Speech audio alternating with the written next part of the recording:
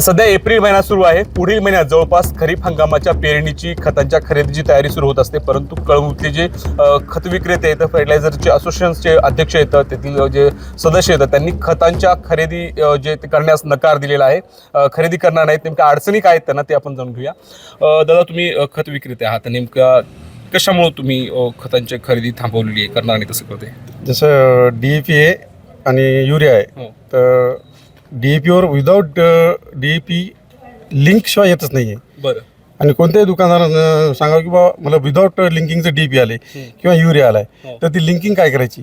एक तर आम्हाला लिंकिंग विकता येत नाही किंवा विकू बी नाही, आणि मग ती लिंकिंग आलेली काय करायची ती?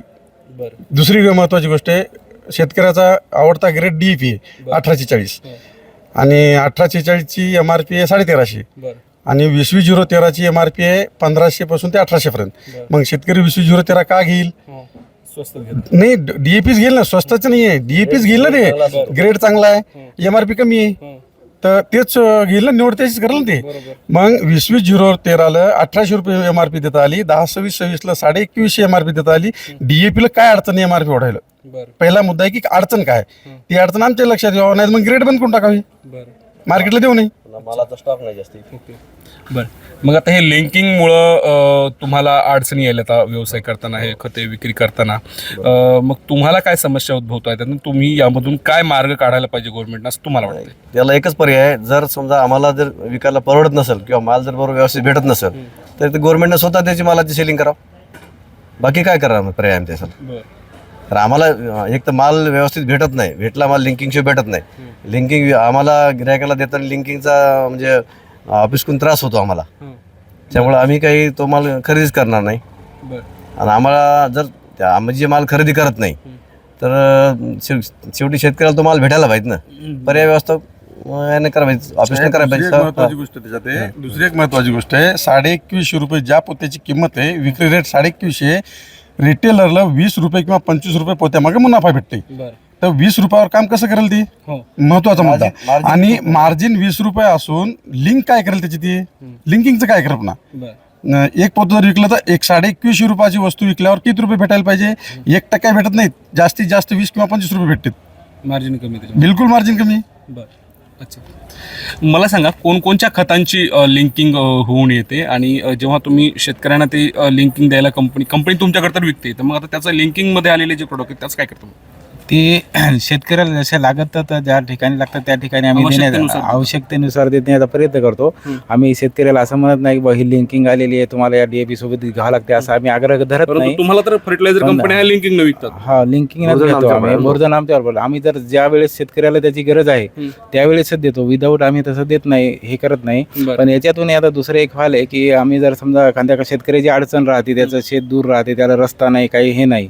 आता काही शेतकऱ्यांना आमच्याकडून समजा 20 बॅग DAPच्या घेतल्या, त्याला शेत रस्ता नाही, त्यानं 2 सीझनच्या घेतल्या, हरभऱ्याच्या आणि सोयाबीनच्या, त्याला आम्ही 20 बॅग दिल्या. तर त्याच्यासाठी बी आम्हाला नोटीस येऊन राहिल्या की बाबा तुम्ही 20 बॅग शेतकऱ्याला दिल्या कशा?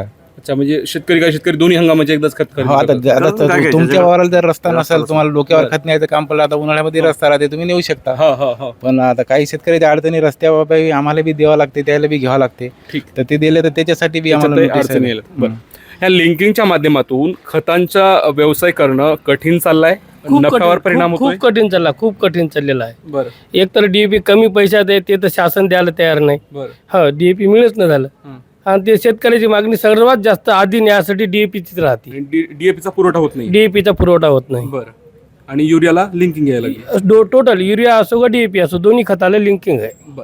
त्यामुळं नफ्यावर परिणाम होतोय? नफ्यावर परिणाम नाही, नफाच नाही. DAP हे खतामध्ये नफाच नाही, पण मुदल विका तयार आहेत, पण माल मिळत नाही, आणि याच्यासोबत लिंकिंग राहते. माल भेटा पाहिजेत, आणि शेतकऱ्याला घळघळ देण्याचे मुभा भेटा पाहिजेत. तर हे कळमनुरी शहरातले फर्टिलायझर चे विक्रेते आहेत, खतांचे विक्रेते आहेत. जे खतं कंपन्या देत आहेत ते लिंकिंग न देत आहेत, आणि प्रशासन इकडे शेतकऱ्यांना लिंकिंगच्या माध्यमातून विक्री करू देत नाहीत, आणि त्यामुळं या जे खत विक्रेते आहेत यांना जे कुठलाही नफा होत नाही, आणि त्यामुळं त्यांनी DAP आणि युरिया ह्या खतांच्या खरेदीला जे ते लगाम लावले, खरेदी बंद केलेली आहे. आणि त्यामुळं आता भविष्यामध्ये शेतकऱ्यांना खत टंचाईचा सामना करावा लागण्याची शक्यता आहे.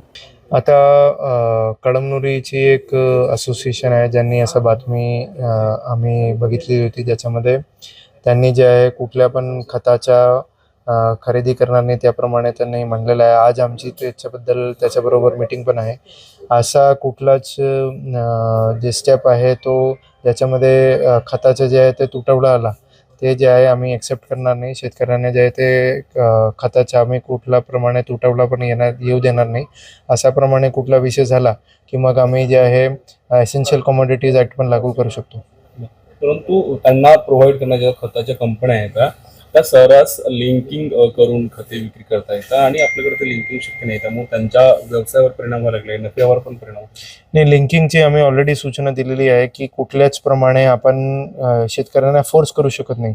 आपण सुझाव देऊ शकतो त्यांना कुठल्याच प्रमाणे, परंतु आपण फोर्स करू शकत नाही की कुठल्या त्यांचा एक स्पेसिफिक ब्रँड खरेदी करून आपण जे आहे शासकीय त्यांना जे खत पाहिजे असेल तो त्यांना द्यायचा असेल. त्यामुळे जे आहे लिंकिंगच्या कुठलेच प्रकार आम्ही ऑलरेडी त्यांना सांगितलेलं आहे. त्याप्रमाणे जे आहे त्यांनी असा जे स्टेप जे आहे ह्यामुळे उचलून घेतलेला असतील, त्यामुळे ते आम्ही स्ट्रिक्ट स्टेप त्यांच्या विरुद्ध घेणार आहोत. फर्टिलायझर कंपन्या लिंकिंग करतात. हा, नाही, बरोबर आहे ना. मग फर्टिलायझर कंपनी जे आहे ते लिंकिंग करत असेल त्यांना पण आम्ही सक्त सूचना दिलेली आहे की ते लिंकिंग जे आहे ते अजिबात ॲक्सेप्टेड राहणार नाही. एबीपी माझा, उघडा डोळे बघा नीट.